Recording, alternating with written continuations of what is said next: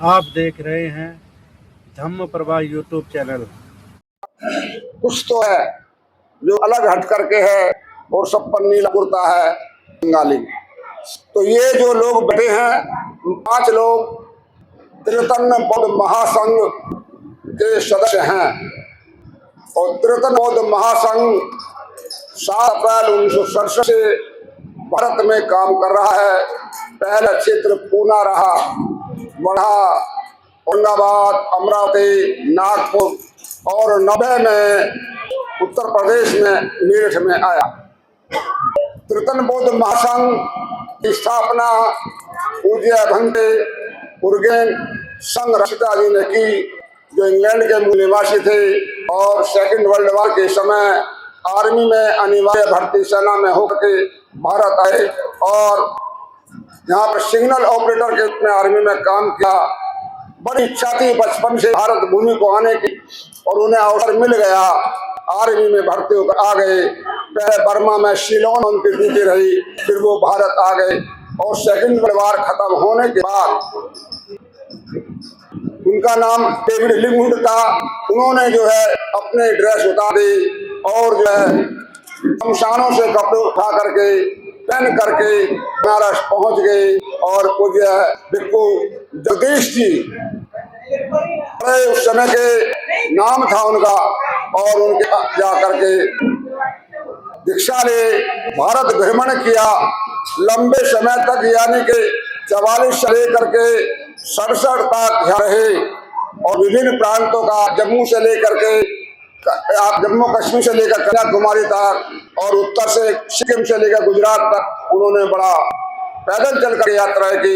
एक धम्म गुरु से मिले, 3 बार बाबा साहब से उनकी मुलाकातें हुई और मुलाकात होने के तीसरी मुलाकात में बाबा साहब ने कहा, भंते जी मैं अब बौद्ध धर्म की दीक्षा लेना चाहता हूँ, क्या आप मुझे दीक्षा लेना चाहेंगे? जो 3 मुलाकातें हैं उस पर हम फिर भी चर्चा करेंगे, बहुत ही महत्वपूर्ण मुलाकातें हैं, उसे विस्तार से बताने की जरूरत है, लेकिन आज अवसर नहीं है। अंतिम मुलाकात में उन्हें कहा, दूसरी मुलाकात में कि हम जो हैं आप क्या हमें दीक्षा देना पसंद करेंगे? तो भंते जी नहीं, मेरे भी गुरु बड़े वरिष्ठ भिक्षु हैं चंद्रमणि जी, आप उनसे दीक्षा लीजिए और अगर अवसर मिला तो मैं भी आप दीक्षा में सम्मिलित होने का प्रयास करूंगा। टेलीग्राम का जमाना था, भंते जी उस समय सिक्किम में थे, समय पर उनको जो है तार नहीं पहुंच पाया, बाबा साहब की दीक्षा में वो सम्मिलित नहीं हो पाए। लेकिन भंते जी और बाबा साहब के एक ही गुरु पूज्य चंद्रमणि जी, यानी आपस में दोनों गुरु भाई। तीसरी मुलाकात फिर उनकी होती है, उसमें बाबा साहब बहुत सारी बातें उनको बताना चाहते हैं। नवंबर का महीना था दीक्षा के बाद कि मेरा विजन क्या है, मैं कैसा बौद्ध समाज देखना चाहता हूँ, आज जो धर्म प्रचारक है वो क्या कर रहे हैं, मैं एक आदर्श आध्यात्मिक समाज की निर्मित चाहता हूँ।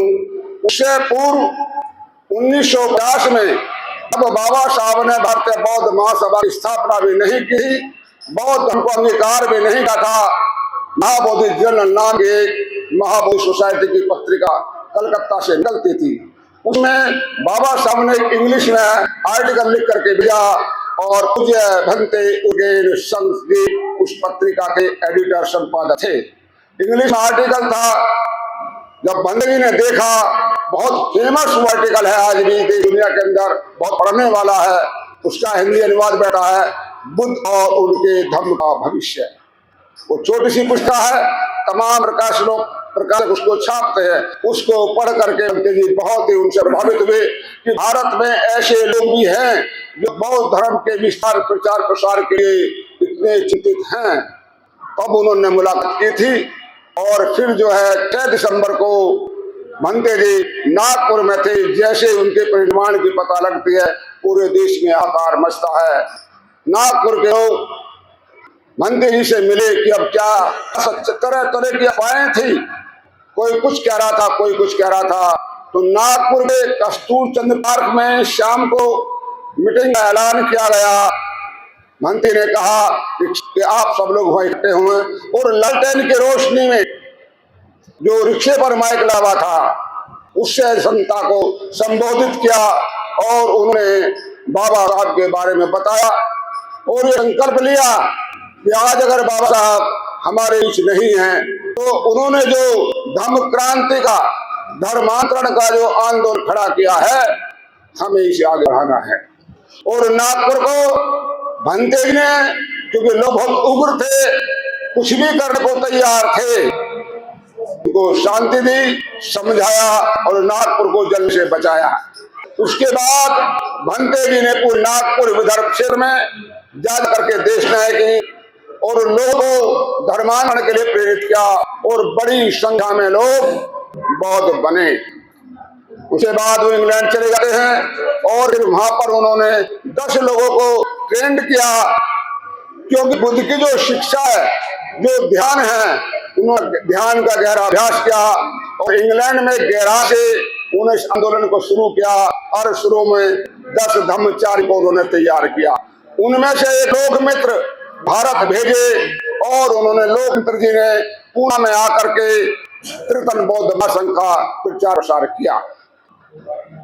भारतीय परम पूज्य बोधिसत्व बाबा साहब डॉक्टर अम्बेडकर ने 1954 में जो भारतीय बौद्ध महासभा की स्थापना की, अब बता रहे हैं, मैं विवाद में नहीं पढ़ना चाहूंगा, ना मेरा विषय है। मैं केवल ये कहना चाहूंगा, बाबा साहब का जो उद्देश्य, बाबा साहब जो भारतीय बौद्ध महासभा के संविधान में जो कार्य, जो उद्देश्य कार्य लिखे, उन सब 10 कार्यों को लेकर के त्रितन बौद्ध महासंघ केवल भारत में ही नहीं, दुनिया के लगभग 50 देशों में उन पर कार्य कर रहा है।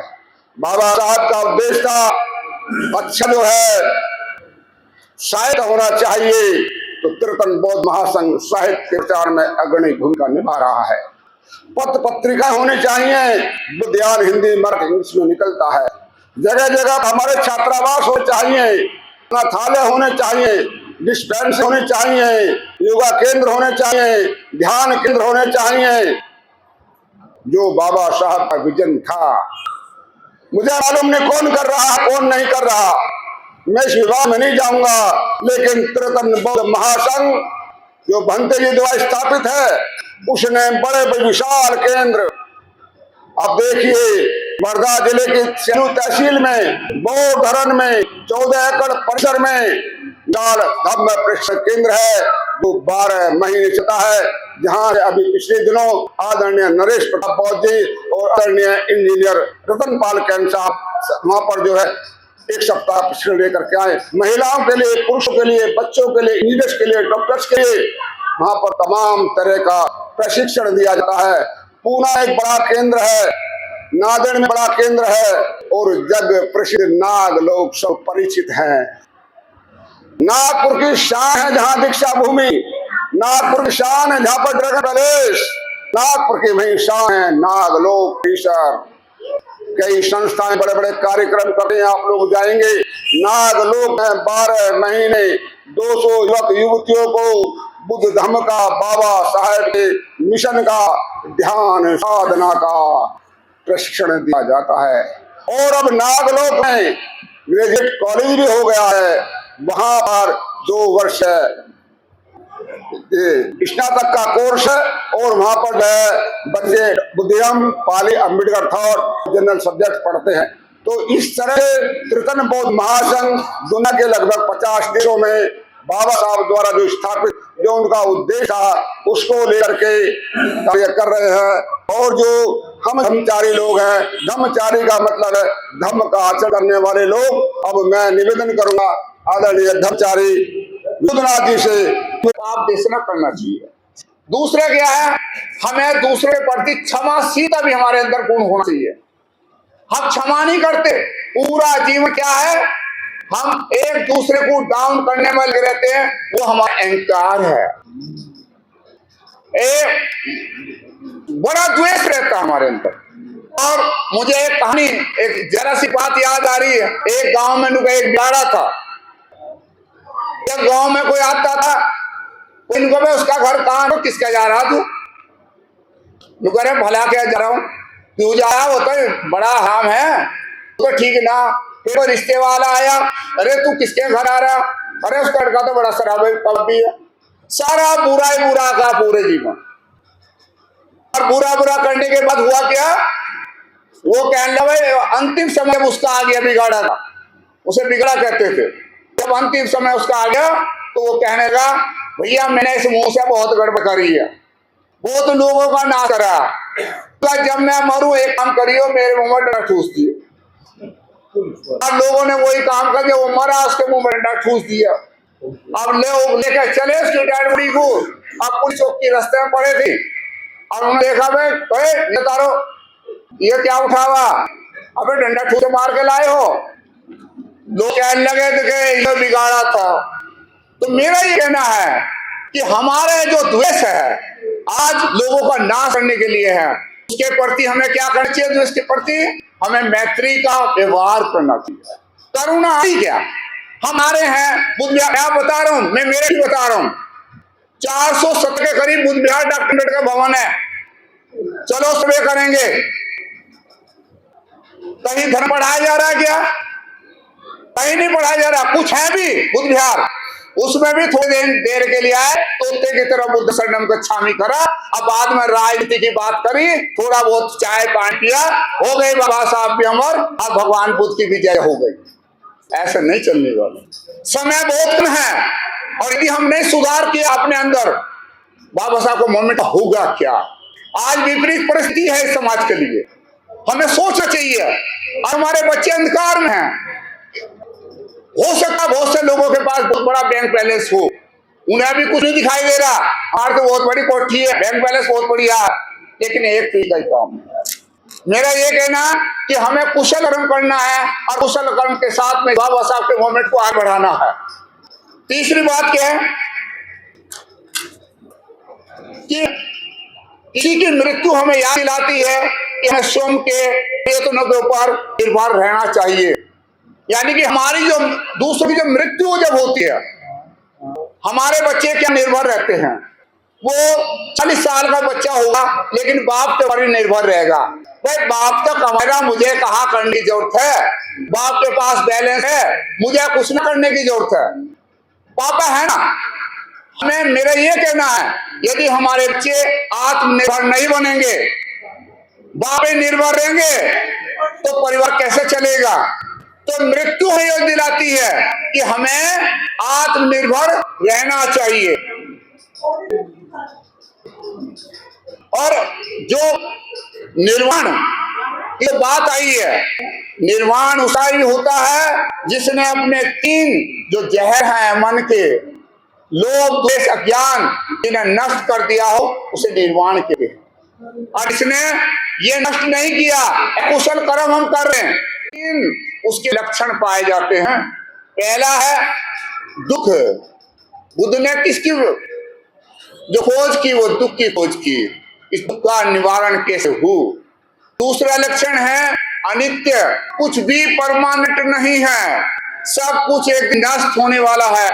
जिस दिन बच्चा पैदा हो जाता है उसकी शुरुआत उस दिन से मरने की तैयारी शुरू हो जाती है। और तीसरा है अनात्म, तीसरा लक्षण है अनात्म, यानी कि कुछ भी ठोस इस दुनिया में नहीं है, सब कुछ एक दिन टूटने वाला है। कितनी भी सुंदर वस्तु है घर में, कितना भी आपने अच्छा मकान बनाया है, वो एक दिन नाश होने वाला है। और जो पैदा हुआ है वो मरेगा एक दिन। और दूसरी बात, हम अपने आप में हमें पता रहता है, हम अपने जोड़ घटा गुण भाग में हम लगे रहते हैं पूरा जीवन, और हम भूल जाते कि हमारी मृत्यु भी कभी आवेगी, लेकिन हम उसे स्वीकार नहीं करते।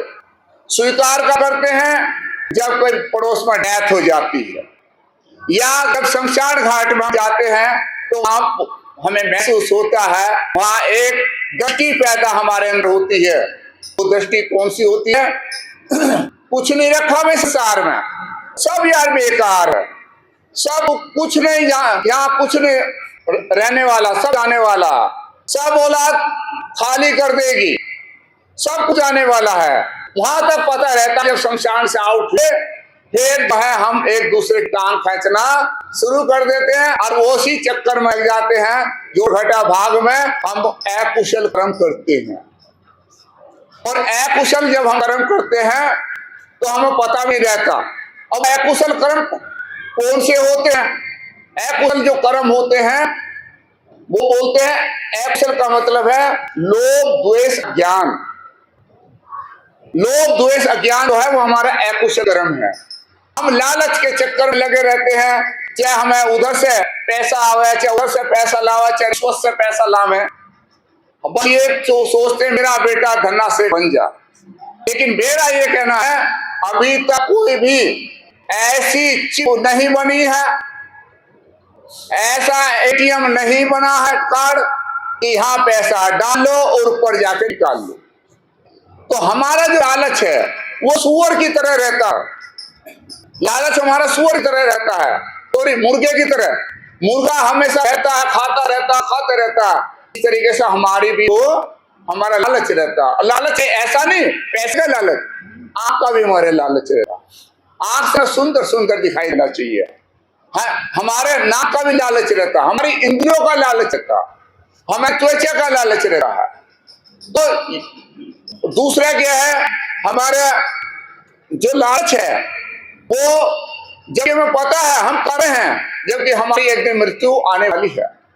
तो अभी हमारे ब्रह्मचारी शुक्र सिद्धि जी ने बताया कि भंते के बारे में बताया, और 27 साल यानी कि मैं थोड़ा बताऊंगा डेट।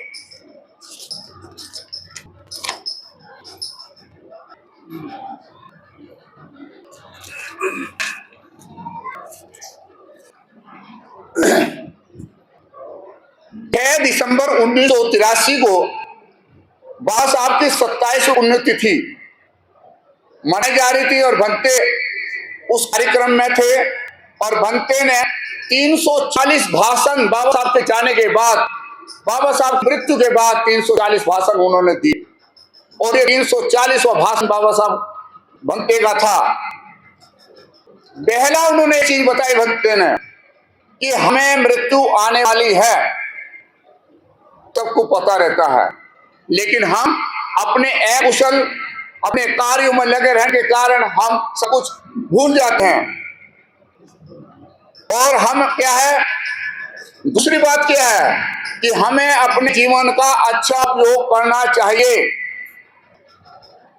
हमें ये भी देखना चाहिए हमारा जो जन्म हुआ है, एक मनुष्य का जन्म बड़ा दुर्लभ है।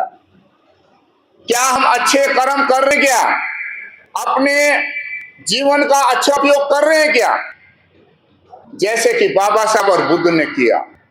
बाबा साहब ने पूरा जीवन हमारे लिए बलिदान कर दिया। क्या आज हम उनका मांस खा रहे हैं? क्या उसके प्रति हम क्या कर रहे हैं? केवल ऐसे ही करेंगे कि एक दिन आवेगा 14 अप्रैल, बुद्ध पूर्णिमा आएगी और हलवा पूरी खाएंगे, सफेद कुर्ते पहनेंगे और बोलेंगे धड़ाधड़, भाषण देंगे, दूसरे देवी देवता को गाली देंगे। यही है क्या बाबा हमने ऐसे कहा? क्या मुझे अपनी बात याद आ रही है, मैं भारतीय बौद्ध सभा का प्रोडक्ट हूं। एक बार बाबा साहब की जयंती थी बेगांव में, अलीपुर में, और मुफ्ती मोहम्मद सईद गृह मंत्री थे, रामविलास पासवान श्रम कल्याण मंत्री थे, और मैं अपने नाम पीछे लगाता था यशवंत सिंह बोध। जब कार्यक्रम हुए मैं ही संचालन कर रहा उस कार्यक्रम का। जब कार्यक्रम हो गया तो एक व्यक्ति मोदी नगर के गए थे, विमलादित्य धर्माचार्य, आजकल, उस समय नहीं थे वो धर्माचार्य। मैंने उनसे कहा, हमारे अंदर भी एक नेता वाली झलक थी। मैं कहा कार्यक्रम कैसा लगा? उन्होंने कहा कार्यक्रम अच्छा लगा। क्या आचरण भी अच्छा करते हो क्या? मैंने कहा हमारी किताब में आचरण नहीं है, हम तो नाम के बौद्ध हैं, हम तो दीक्षा देते चले जाते हैं। क्योंकि मुझे पता है कि रोड़ी गांव में 16 आदमी को दीक्षा हमने दी और LIU वालों ने 2 घंटे हम मुझे डिटेंड करके रखा दोराला थाने में। मैंने कहा आचरण अच्छा मैं नहीं करता, आचरण कहाँ सिखाया मुझे इतना बता दो।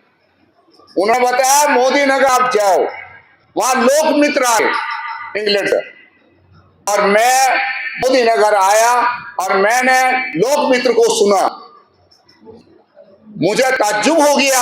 यार वो इंग्लैंड का व्यक्ति 25,000 किलोमीटर दूर से वो बाबा साहब पढ़ाने आया। और खास बात इसकी ये है, चाहे वो इंग्लैंड में हो चाहे ऑस्ट्रेलिया में हो, जय भीम का अभिवादन होगा। मैंने उसको सुना तो मैं ताज्जुब मान गया, यार ये काम तो मुझे इंग्लैंड में जाकर करना चाहिए, तो माल तो मैं खा रहा ना। उसके बाद एक करुणा में नाम की धर्मचारिणी, इंग्लैंड से ही थी, वो भी 65 साल की उम्र। वो उधर देहरादून में महिलाओं का शिविर लेने जाना था उनको। मैंने कहा एक मेरठ में कार्यक्रम लगवा दो उनका। मेरे अंदर भी लाश आती, यार इंग्लिश पर्सन यदि बाबा साहब के बारे में बोलेगा तो बहुत अच्छा लगेगा। तो वो मैं उनको एयरपोर्ट से लेकर गया। उन्होंने शादी नहीं कराई थी, शादी नहीं हुई थी उनकी। मैंने उनसे सेंटेंस पूछा कि आपने शादी नहीं कराई, तो उनका कहना क्या था, यदि मैं शादी करा लेती तो पति के बच्चों के अंडर में रहती तो बाबा साहब की क्रांति कौन फैलाता। मैं तो हक्का बक्का रहे उस महिला के प्रति। कैसी वो महिला है, अपना देश छोड़ के आ गई और अभी वो कोरोना के दौरान अपने इंग्लैंड में चली गई। उसके बाद मैं पीछे नहीं मुड़ा, कोशिश कर रहा हूं मैं भी कि अच्छा आचरण करूं। ये जो बताया ये आध्यात्मिक संघ है, मन की शुद्धि है। दीक्षा हो गई शिक्षा मिली, दीक्षा तो हो गई शिक्षा मिली नहीं, मन शुद्ध हुआ नहीं, सारे हम अकुशल काम कर रहे। और एक चीज मैं चैलेंज से जरूर बोलूंगा, लोग कहते हैं बुद्धिज्म का जो हरासमेंट हुआ ब्राह्मण ने किया, उन्होंने कत्लेआम किया। मेरा ये कहना, उन्होंने तो जो करा था वो कर लिया, लेकिन लोगों ने खुद अच्छा आचरण नहीं किया। उसका एक उदाहरण मैं बता देता हूं। मेरी पड़ोस में गन्ना सुपरवाइजर थे, आगरा में कार्यक्रम था। उसके साथ में जो सुपर क्लास के होते गए, वो जाते ही पिटोर जाते ही उन्होंने बोतल ले ली, वहीं मुर्गा कटवा लिया, इधर से दारू किया और खाया पिया खूब। बंदना में जाके आगरा से बैठ गए। उधर से आए, फिर उन्होंने वही काम करा। वहां पुलिस वालों ने पकड़ लिया, वहां गाली गलौज भी करने लगे और करने के बाद में 2-2 चार्ज भी लगाए। फिर वही जो सुपर क्लास के बोध थे, उन्होंने जाके कहा भाई तुझको बताइए ना। अब मैं, मेरा पड़ोसी है, मैं से कहता अच्छा बोध बिहार, भाई मुझे ऐसा बोधना मैं ना जाऊं तुम्हारे साथ। मेरा ये कहना है हमें समझना है गहराई से, क्योंकि हमारे आदर्श बाबा साहब हैं। बाबा साहब हमारे आदर्श हैं। यदि हम वास्तव में उन्हें मानते हैं, उनकी करुणा देखिए, हम करुणा कितनी करुणा हम लोगों को दे रहे हैं। दूसरी बात यह है कि हमारा जो जीवन है, बाबा साहब ने जो अपना जीवन जो उपयोग किया, वो आज करोड़ों करोड़ों लोगों को आज हमें अच्छा बना दिया। मैं थोड़ा बोलता है यहाँ, मैं भी किसी चोरी के यहाँ समय गोबर हटता हुआ मिलता। दूसरी बात क्या है, मृत्यु हमें याद दिलाती है कि हमें अपने आपसी लड़ाई झगड़े छोड़ देना चाहिए। और आज क्या है, लड़ाई झगड़े क्या, हम आपसी द्वेष में इतने फूके पड़े। बहुत सारे लाखों संगठन बने हुए हैं जिनकी कोई हिसाब नहीं। हर आदमी कह रहा है राष्ट्रीय अध्यक्ष, हर आदमी कह रहा है राष्ट्रीय अध्यक्ष में, लेकिन देखिए काम क्या कर रहे हैं। और एक चीज और खास बात आ रही है, बाबूजी चले गए मंच पे, परिवार भी जाता नहीं। परिवार से पूछे बाबूजी कहाँ है, हमें ना पता कहाँ धक्के खाता फिर। आज ये हाल है, बुद्धिज्म आ क्यों नहीं रहा परिवार में, हमारे बच्चे क्यों नहीं आ रहा। आज हमारा युवा इससे अलग है, बुद्धिज्म की तरफ नहीं आएगा तो क्या होगा, बहुत गड़बड़ हो जाएगा। और आज हम क्या है, हम एक दूसरे की सुनते क्यों नहीं। हम जो है, हमारा जो कहना है, तो हमें अपनी आपसी लड़ाई, मृत्यु आएगी लेकिन कम से कम एक काम तो बंद कर दें। अरे जितना द्वेष कर रहे, कब तक द्वेष करेंगे, लेकिन वो होता क्यों नहीं द्वेष खत्म। जो 3P है, 3P का है चक्कर। 3P कौन सा है, पद पैसा प्रतिष्ठा। जिसकी जो बढ़िया साहब जो बड़े बड़े पद पर है, वो दूसरों को गले लगाने के लिए तैयार नहीं है। और इसके पास पैसा है, वो क्या यार ये कौन है, ये तो बेचारे वही हैं। ये तो इनसे क्या मुंह मारा, ये तो सब ऐसे ही हैं, वो कुछ ना अपने समाज की बात नहीं करते। तो मेरा ये कहना है हमारे अंदर दो गुण होना चाहिए। कौन सा? एक तो पाप देशना। यदि हमसे कोई किसी के प्रति कोई